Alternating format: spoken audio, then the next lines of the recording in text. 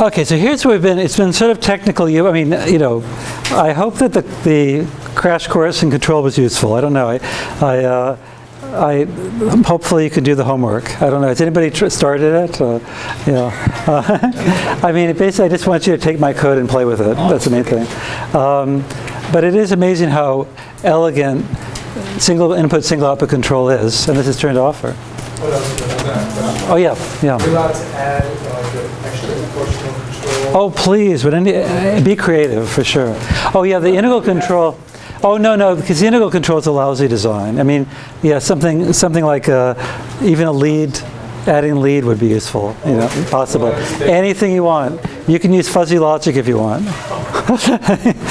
No, you should use linear systems. You should not use fuzzy logic. But so what am I drawing here, right? So this is like last time. This was ACE. Area control error. So it was a linear combination of frequency deviation and tie line errors. And so it was another layer of decentralized control because we have the generators, we have a balancing authority, and the balancing authorities are all connected across North America. So it's really awesome. And but that's the grid, right? And that's a balancing authority. And it doesn't go any higher than that. You'd think maybe there'd be a God over all the balancing authorities. And that's just on slow time scales. That's NERC. So yeah, above all this would be NERC. And these control, these people who set standards for droop gains, things like that. But what's this? Disturbance. No, disturbances come in here somewhere maybe. This is a block, So we've got a compensator here. That's a thing that was I designed an integral controller. PGM says they use PI control. This is a grid. We came up with a linear model that's pretty reasonable. But the essential thing that's missing, what's that? Well, yeah, that grid model, it had all the local feedback loops in it. So there was already droop in it. And loads as well. The grid included all that local stuff. But this block is what's often missing in a control course. You have a compensator block and a plant block. And they forget about two things. They forget about sensors. You need sensors here. What's that? Oh, I thought I heard it. Integrator? No, the integrator is in the compensator. Yeah, it's actuation, because this is a computer. This is just and the book is funny. They go on and on about analog computers. It just dates the authors, And I guess it's true that in some places they're scared of computers. They use analog computers, I guess. It's wild. It's surprising, isn't it? But this is, anyway, whether it's analog or digital, who cares? It's brains, okay? Even if it's punch cards, I couldn't give a damn. It's a computer of some sort. And this is a physical reality, governor actions and the grid and loads. But you need actuators, and I'll call it H or something.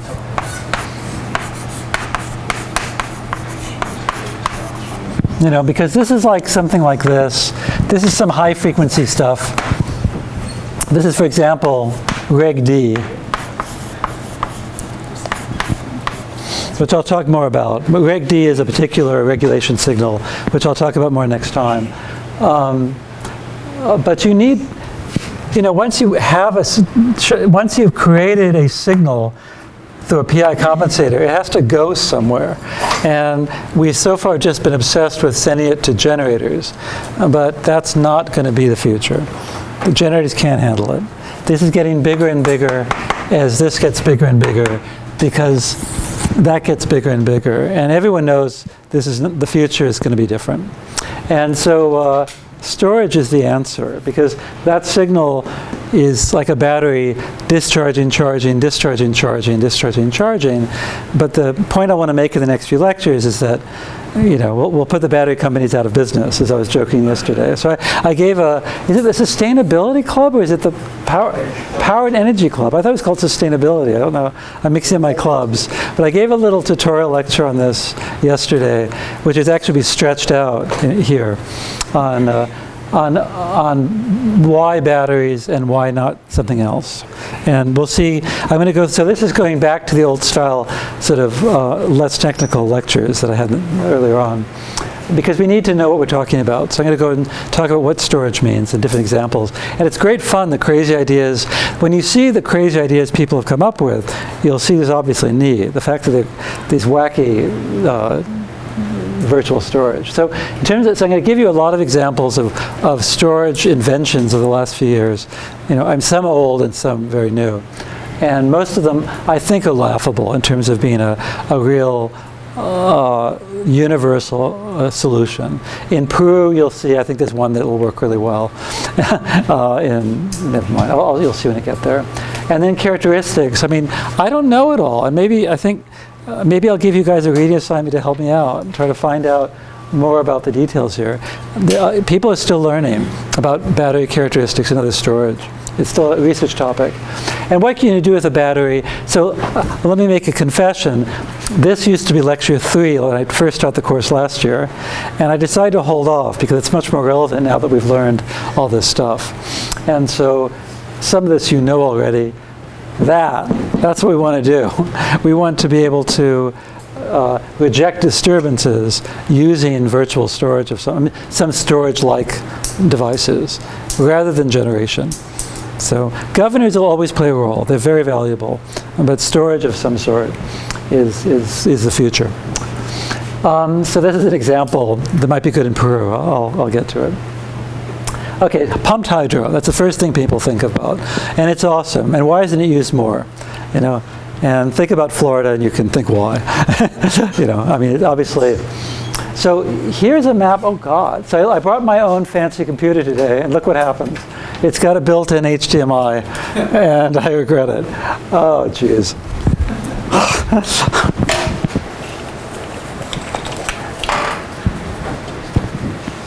Watch this. HDMI to Thunderbolt. Let's see what happens. I hate you, Mac. I don't mind putting on camera. I used to love you, Apple. Let's see.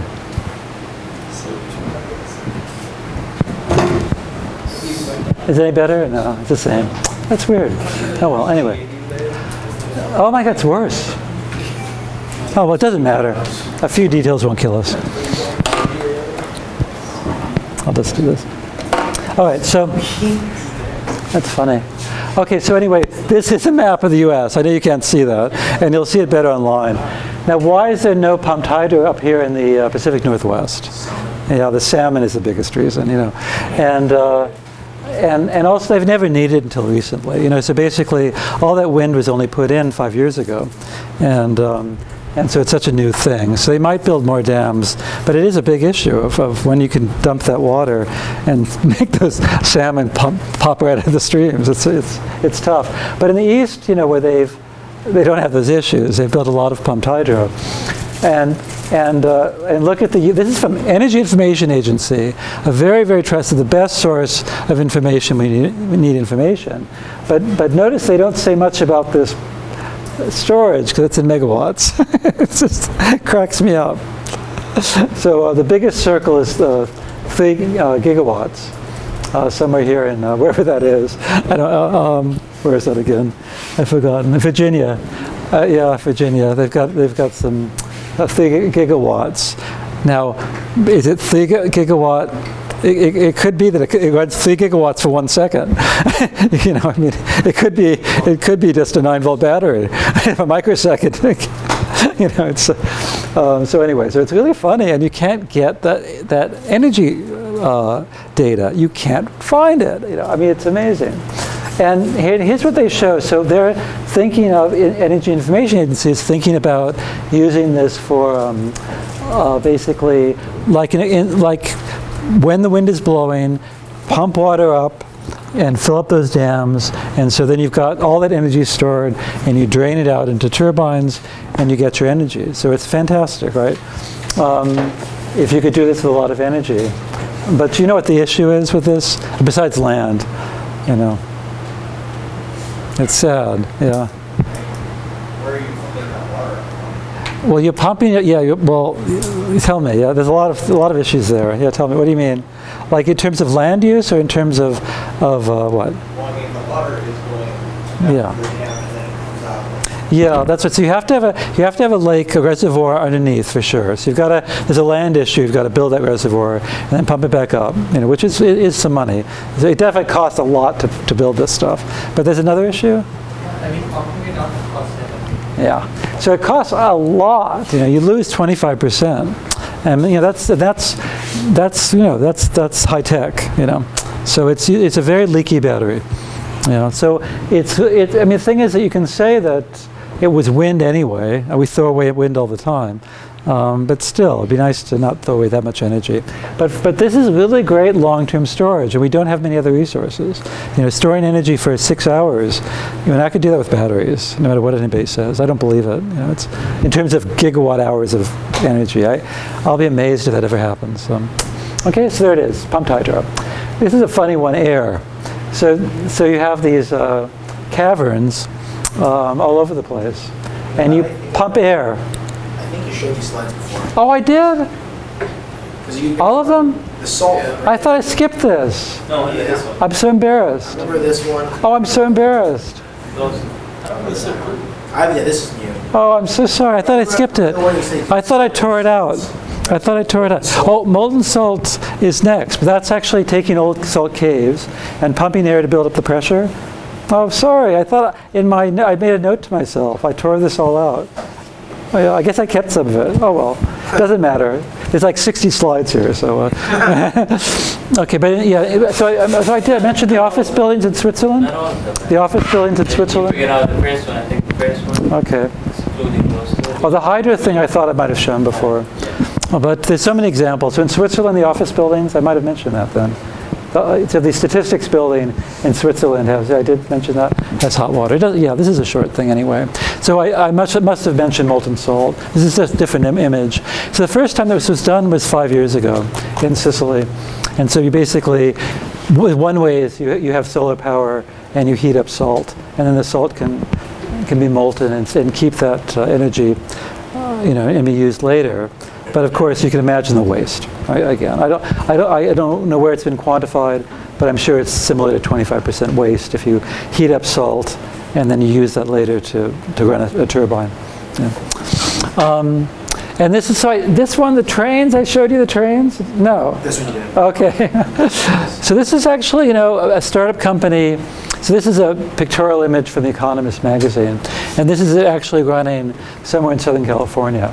And so, they've gotten rid of a lot of the trains in, the U.S. and particularly in California, and that was partly lobbying by the auto industry. Is why we got rid of rail service in cities and so forth. But you've got these train tracks all over the place, and so there's a company that now puts a lot of weights on a train and pulls them up by pulleys, and then lets them slowly go down to what's that? You have to, just like pumping water. All the little kids they had on staff. Yeah, all the kids. That's right. It's child labor. No, it's just when you've got the energy. If it's sunny, you get the engine motor running and pull this thing up, and at that peak in the afternoon, you let it roll down. And so for longer term storage, it's awesome. It's just like water. But I mean, yeah, it just seems like a joke to me because it's like, but it is true that it's more than one. You have a lot of these in a row. And yeah. You know how long the track is? Yeah, well, I mean, I only have these pictures you can actually see, they're like a mile or something. And so we could actually work out the amount of energy, but it's, yeah. Wait, so, Yeah. so during peak times, it pulls it up to like. Yeah, well, during when there's a lot, it lowers it down. So basically, this is all exactly the same as water. Instead of water, it's lead.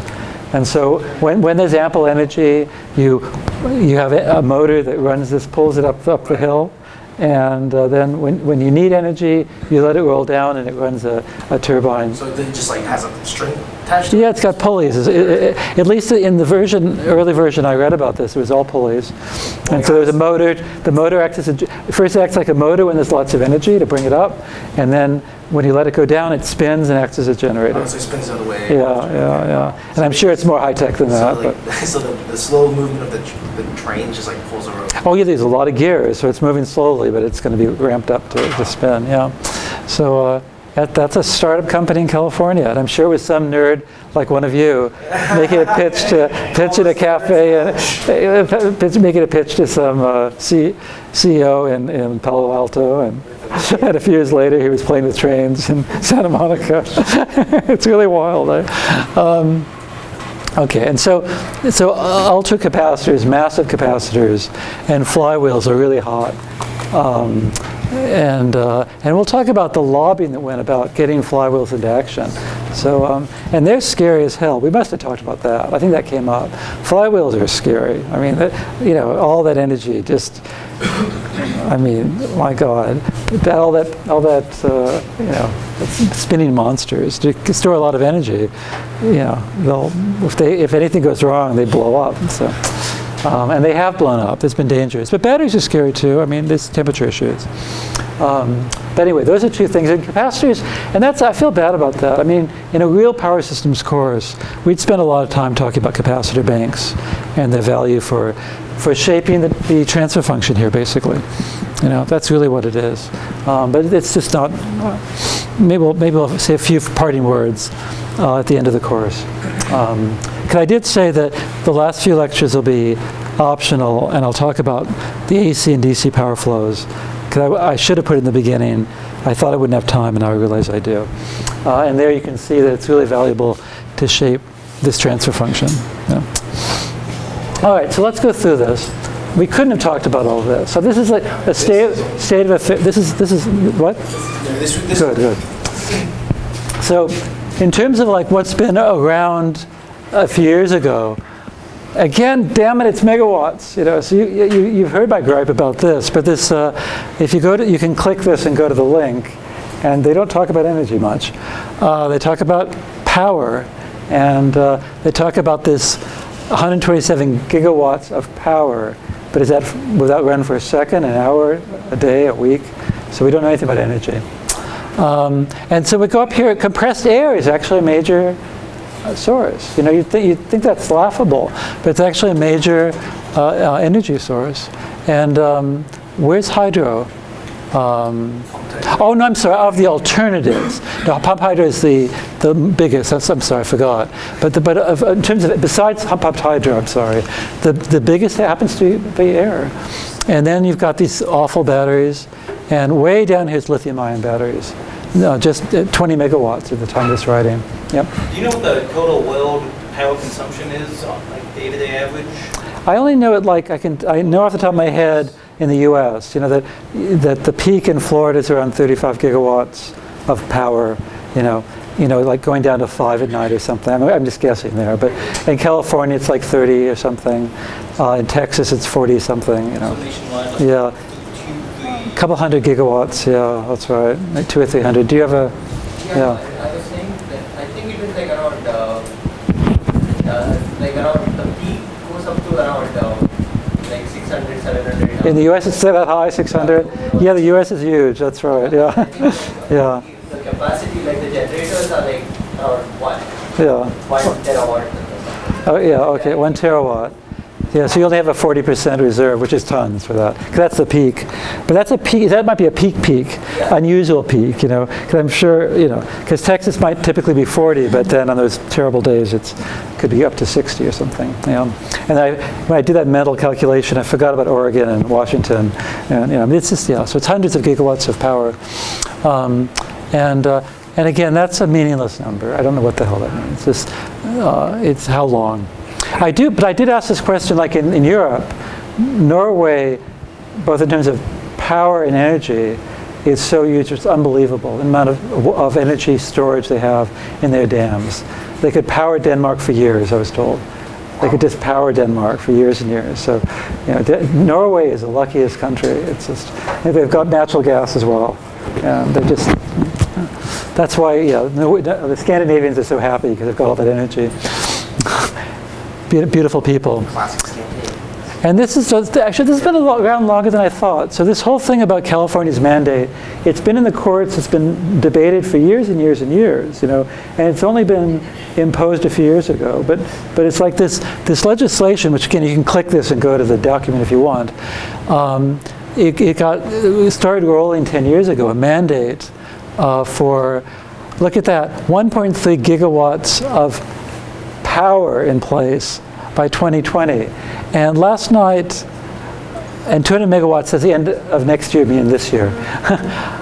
I went through that document that had been worked on for a decade, and I couldn't find anything concrete about energy in the document. They put in they put in H after megawatt occasionally, but never explain what it is they mean. So this thing is so, I bet we could build a bank of 9-volt batteries and pretend we could supply this for 1 microsecond. Don't you think? The electrical engineers, a microsecond of 1.3 gigawatts? I bet we could do it. I don't know why they don't do that though. Like, is it just like a company's trade secret to not put how much? No, this is the thing. This is state legislation.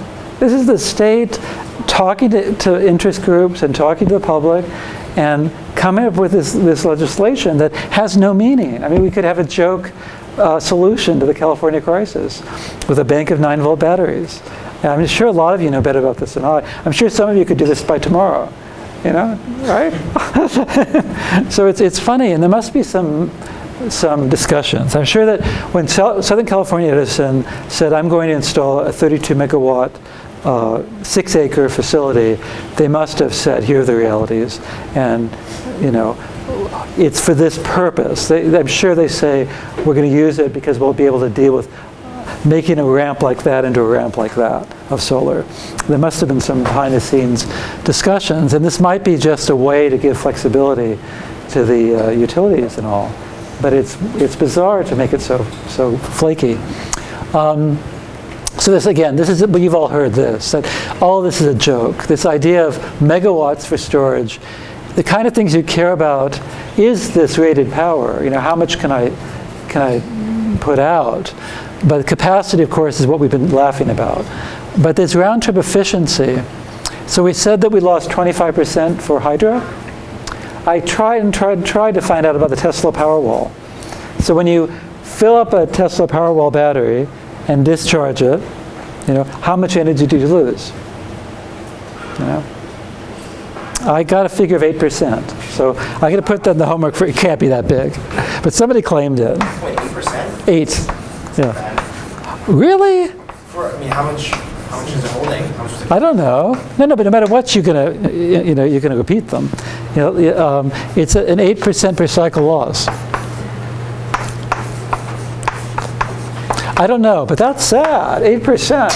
Throwing away energy like that? I mean, I don't know if it's true. I don't know. But that was the lowest figure I could come up with. I doubt it's true. 92% efficiency though. Yeah, but I mean, come on. I mean, imagine if somebody said, I've got a 92% efficient basket. So you walk around and you see your rice pouring on the ground, you'd be pissed off. You'd patch that basket. Like a basket is just like a static. But energy is really valuable. Throwing it away seems sad. No, the thing is, like, energy can be changed into anything. Yeah, I know. Thermal energy, like, I know, but we don't want that. I don't want that 8%. We're going to do better. We're going to do better. We're going to get, by the end of this course, we're going to have a 1% loss. The cycle life. So Arun Majumdar said a funny thing in his lecture here. He said that the revolution, it would be revolutionary to. So Arun Majumdar's lecture.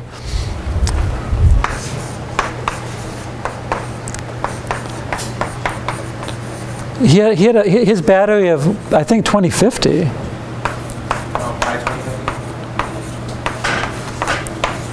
Maybe it was better than that. But he had something like, he wanted 1,000 cycles. and $100 per megawatt hour. I mean, kilowatt hour. Yeah, and that's pretty damn sad if we're talking about this. You know, 1,000 cycles sounds like 6 months to me. Yeah, I don't know. Yeah, and they can do better than that probably, but you know, you know. So anyway, batteries. These are the kinds you think about. One bullet that's missing there is the fact that they just lose energy over time. So you charge a battery, and the energy just dissipates, if you know, depending on how they're built. And so, yeah, again, this thing is ridiculous. The fact that they didn't mention all these issues, and the most important issue, in terms of what California knows their crisis is ramping characteristics. It barely gets a mention in this document. It's amazing to me how policy comes out without any thought about what the real needs are. I wonder if there's like an equation to see like how a battery can discharge and how fast, while keeping like. Yeah, well, we'll talk about that a bit. I'll show you. I'll tell you some of the issues there. Yeah, yeah. So when you go to this thing here, they ignore all this. I love the Energy Information Agency, but they ignored everything. But I'll get back to that point.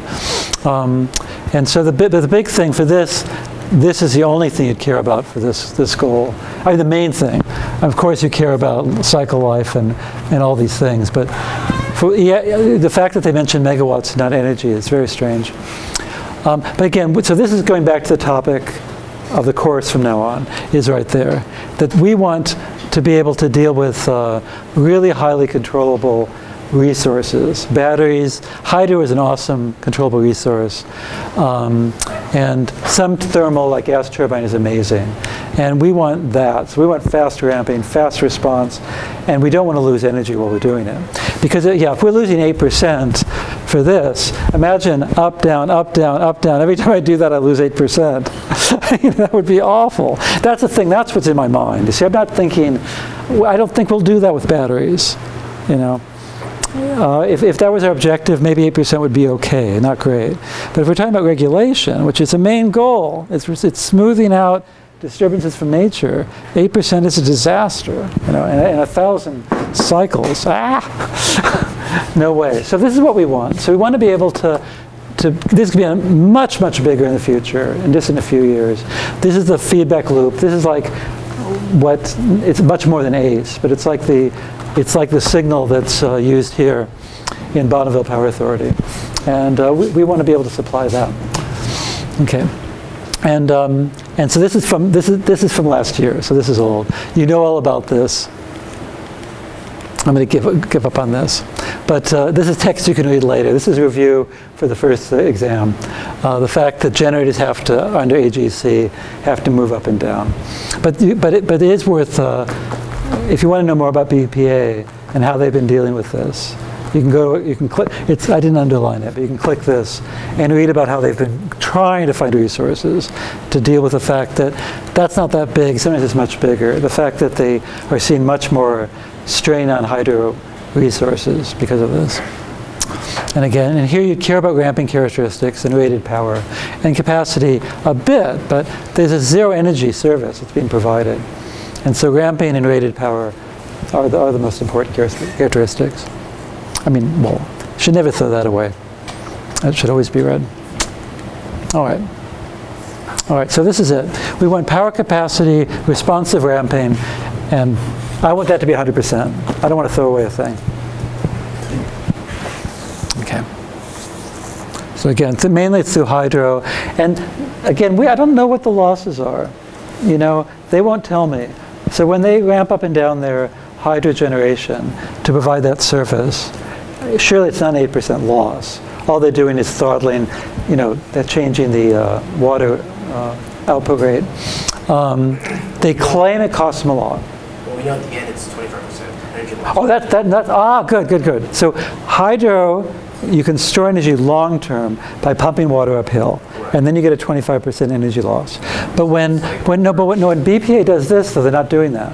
What do they do? They're just modulating the rate of water Right, into so the turbines. At the end of the day, they would have to return. No, they don't. No, they don't. Because all they're doing is, it's a zero energy, this is zero energy. So where do they get the water from to pump it again? Oh, it just rains and it comes in. Oh, so they're just, like an unlimited. Yeah, there's no pumped hydro in BPA. Oh, so they're just lucky.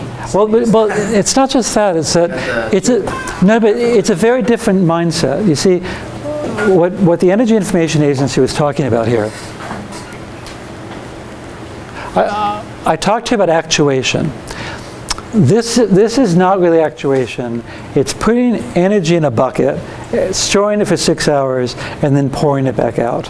You know what I mean? It's a resource, and you lose 25% when you did it. It's like you're spilling 25% of the energy somehow. I thought it meant like you spend 25% of whatever energy you make. Well, you do. For pumped hydro, you do.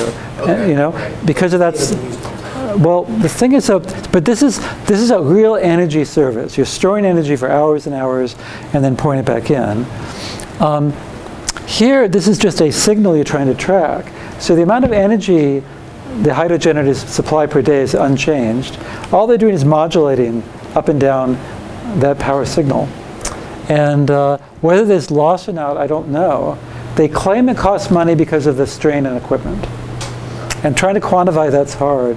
And they don't want to give the data because it's business people, companies don't want to give any information out. Wouldn't it also be dependent on the amount of water they have that day? Well, more than anything, I guess it depends on the magnitude and the slope. All that torque on that equipment. Yes, and it becomes a question like, is it the problem with the strain of sending the water at that speed? No, they claim it's the ramping up and down costs them money. Oh, okay. So Yeah. it's not the storage itself Yeah. of the water. Because if you have like 20 million No, gallons of water. nothing like that. No, it's just they claim the wear and tear on equipment.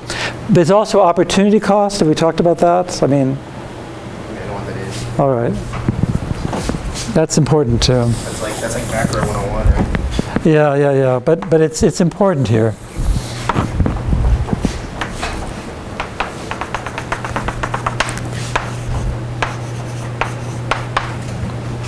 So I've got a generator that has some Gmax we've talked about, the maximum it could put out. It's got a Gmin as well.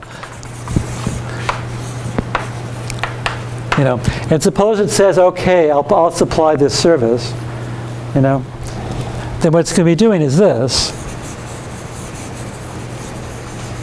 all right? And all of that is energy.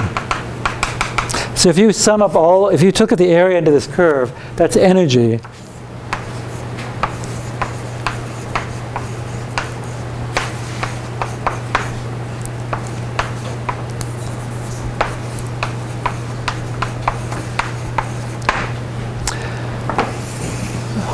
So most people in the energy industry will say, no, it's not really wear and tear on equipment.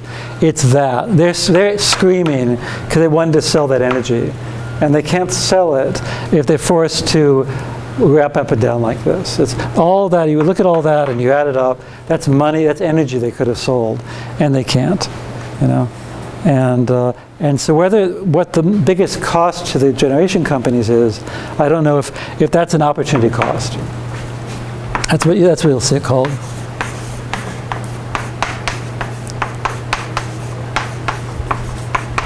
Whether it's that lost opportunity to sell energy, or whether it's wear and tear equipment, I don't think we'll ever know. They won't. They're not. They don't give that information. Okay.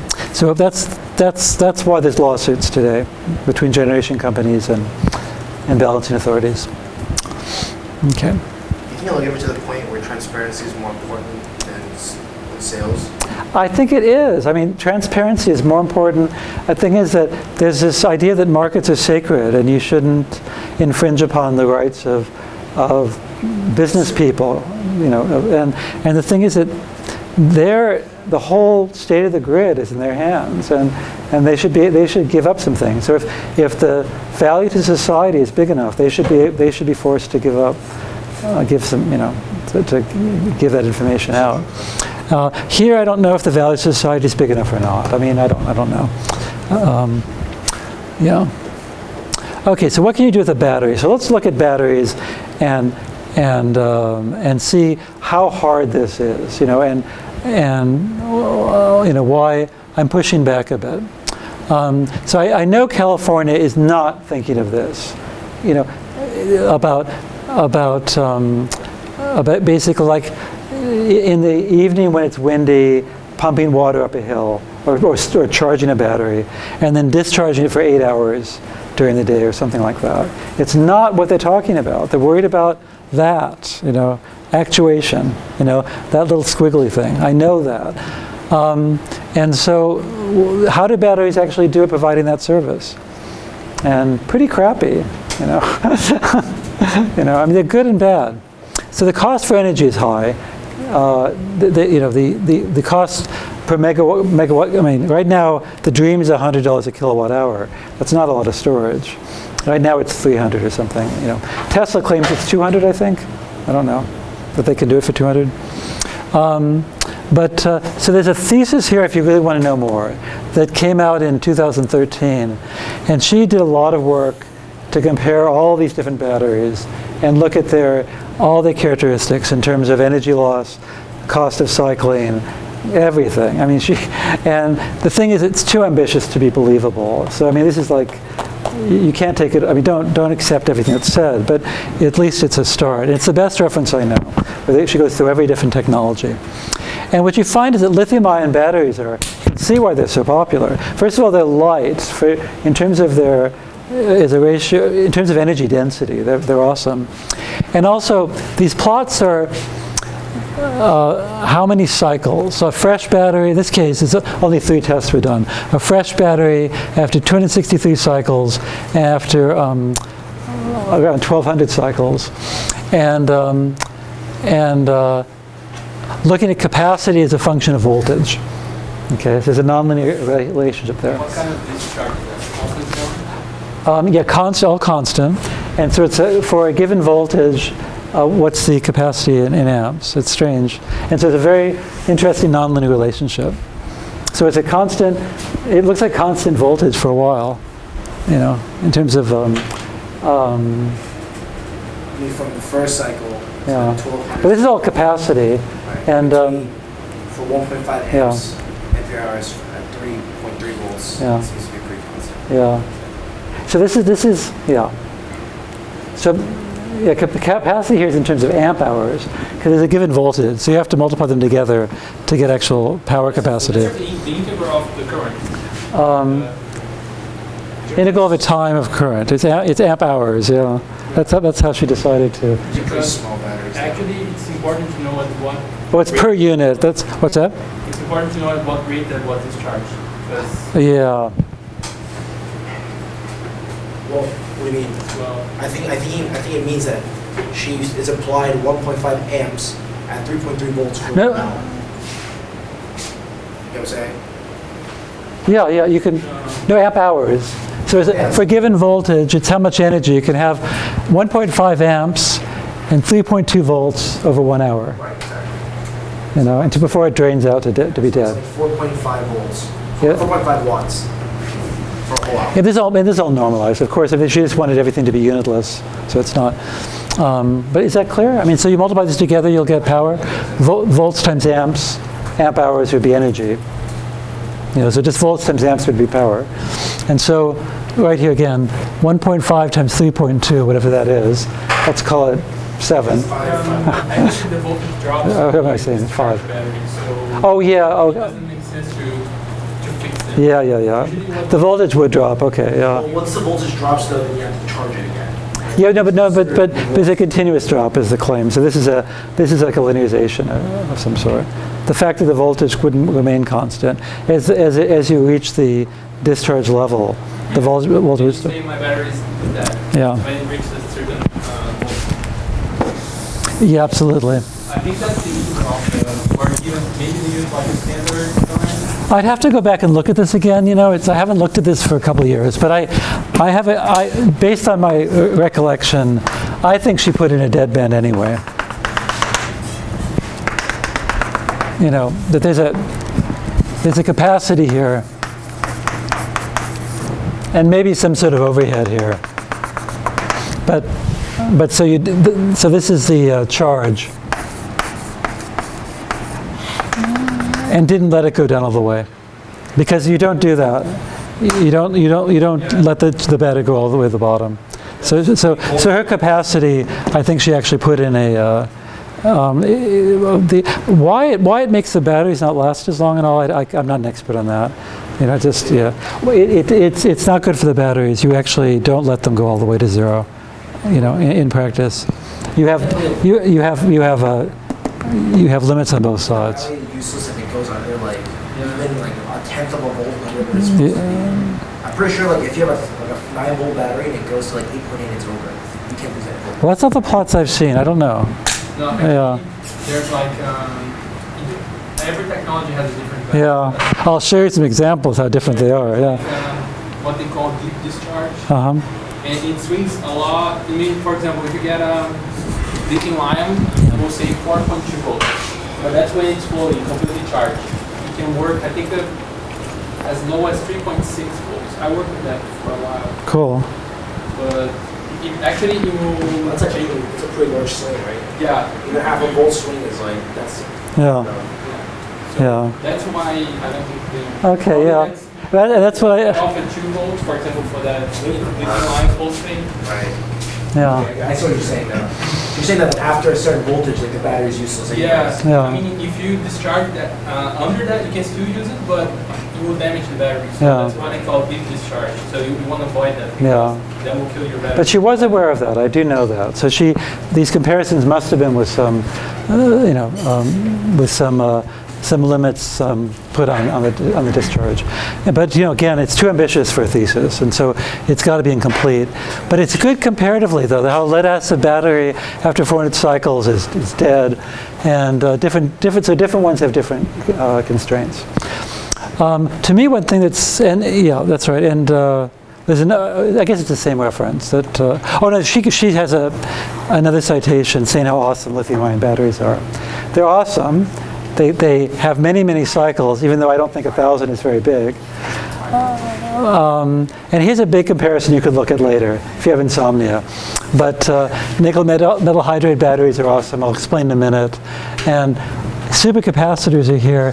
In terms of the things we want, minutes. We want to be able to charge and discharge in minutes and things like that. And we've got different kinds of batteries that are good at that, but some of them don't have many cycle lives. And only over here is compressed air and pumped hydro for long-term storage. Yep. When you talk about cycle life, let's say you only need to put in a little bit of power to do it. Who knows? So it's 5%. Yeah, who bloody knows? I mean, that's the thing. I can't. I mean, nobody. If you can find a reference on how many cycles is that, Usually they give you like the complete cycle. Yes, I don't know. There's no way to find out. So whatever it is, we'll design around it to make it last. But are they coming yet? There are a couple more points I want to make, but this is what's amazing. Lithium-ion batteries also suck. Excuse my language. So this is from a nearby company, G4 battery company, and they have a nickel metal hydride battery they're really proud of, which can discharge charge where this is 2 minutes, and they just can keep doing that. And there is energy loss, which means heat. So one of the big things is designing the batteries so that they're big heat sinks to draw that energy out. Hopefully someday to heat hot water or something, I don't know. But look at lithium-ion batteries. Typical lithium-ion batteries are awful. So you can discharge them quickly, in 2 minutes, down to whatever you want, like this level. But then you have to wait 30 minutes to recharge them. And remember, we're trying to track a reg signal. So how are you going to use that to track that? Well, we'll do it, okay? We can do it, but it'll take you, not with one battery. There's no way. And so basically that's the question for us over the next lecture, is if you gave me, suppose you gave me 1,000 lithium-ion batteries, given the fact that their desired behavior is that, and probably not that, there's probably some ramp that you'd really like. You don't want them to be flat out maximum discharge. I mean, there might be some optimal way they like to behave. How would you deal with them? 1,000 batteries to make them track that, you know? And so we'll do that. We'll do that next time. But we also, next lectures, we also have to talk a bit about policy, because it is fun. I mean, what's happening, how there is a market for this today, because FERC did one smart thing on a new policy for incentivizing new technologies for batteries. It's really cool. So we'll talk about that next time. All right. And so we have to find a way. So there's a control issues talked about the next weeks, and there's policy as well, and they go hand in hand.